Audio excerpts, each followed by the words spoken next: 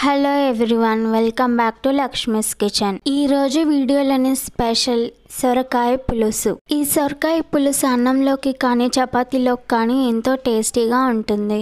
సొరకాయ పులుసుని చాలా రకాలుగా చేస్తారు. ఒక్కసారి ఇలా చేసి చూడండి, ఎంతో ఈజీగా చేసుకోవచ్చు. వంట రాని వాళ్ళు కూడా ఎంతో ఈజీగా చేసుకోవచ్చు.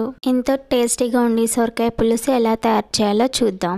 దానికోసం ముందుగా ఒక సొరకాయ తీసుకొని దాన్ని వాటర్తో బాగా శుభ్రంగా కడుక్కొని చిన్న ముక్కలుగా కట్ చేసుకోండి. ఒక నిమ్మకాయ సైజు అంతా చింతపండును తీసుకొని వాటర్ పోసి నానబెట్టుకొని పక్కన పెట్టుకోండి. ఆ తర్వాత పొయ్యి మీద కళాయి పెట్టుకొని ముందుగా కట్ చేసి పెట్టుకున్న సొరకాయ ముక్కల్ని వేయండి. అందులోకి ఒక టమాటాను చిన్న ముక్కలుగా కట్ చేసి వేయండి. మరియు ఒక పెద్ద సైజు ఉల్లిపాయని కట్ చేసుకొని వేయండి. ఒక 4-5 వెల్లుల్లి రెబ్బను దంచి వేయండి.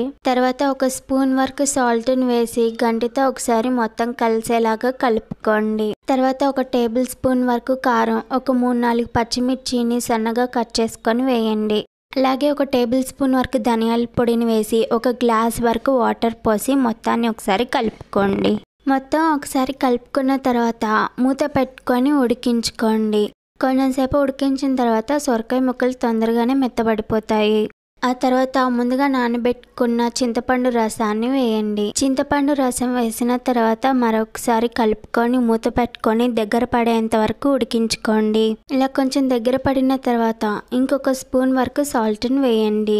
ఈ టైంలోనే ఉప్పుని చెక్ చేసుకొని సరిపోకపోతే మీ టేస్ట్కి తగ్గట్టుగా ఉప్పు కారాలని కలుపుకోండి. అంతే, సొరకాయ ఉడికిపోయింది. ఇప్పుడు తాలింపు కోసం రెడీ చేసుకుందాం. తాలింపు కోసం ఒక 2-3 టేబుల్ స్పూన్ ఆయిల్ పోసి అందులో ఒక టేబుల్ స్పూన్ వరకు తాలింపు గింజల్ని వేసి ఫ్రై చేయండి. తాలింపు గింజలు కొంచెం ఫ్రై అయిన తర్వాత అందులోకి ఒక 2 ఎండుమిర్చిని తుంచి వేసి ఫ్రై చేయండి. ఎండుమిర్చి ఫ్రై అయ్యాక 2 రెబ్బల కరివేపాకుని వేసి ఫ్రై చేయండి. తాలింపు లైట్ గోల్డ్ కలర్ వచ్చేంత వరకు ఫ్రై చేయండి. అప్పుడు ఎంతో టేస్టీగా ఉంటుంది. ఈ విధంగా లైట్ గోల్డెన్ బ్రౌన్ కలర్ వచ్చిన తర్వాత సొరకాయలో తాలింపుని వేసి కలుపుకోండి. అంతే, ఎంతో సింపుల్ గా చేసుకునే సొరకాయ పులుసు రెడీ. ఇలా ఒక్కసారి చేసి చూడండి. సొరకాయ ఇష్టం లేని వాళ్ళు కూడా ఎంతో ఇష్టంగా తింటారు. అంత టేస్టీగా ఉంటుంది. ఈ సొరకాయ పులుసు అన్నంలోకి కానీ చపాతీలోకి కానీ ఎంతో టేస్టీగా ఉంటుంది. మీరు కూడా ఒకసారి ఈ సొరకాయ పులుసుని ట్రై చేసి మీకు ఎలా వచ్చిందో కామెంట్ సెక్షన్ లో కామెంట్ చేయండి. నా వీడియో నచ్చినట్టయితే లైక్ చేయండి, మీ ఫ్రెండ్స్ అందరికీ షేర్ చేయండి. మరిన్ని టేస్టీ అండ్ సింపుల్ రెసిపీస్ కోసం లక్ష్మీస్ కిచెన్ ఛానల్ ని సబ్స్క్రైబ్ చేయండి.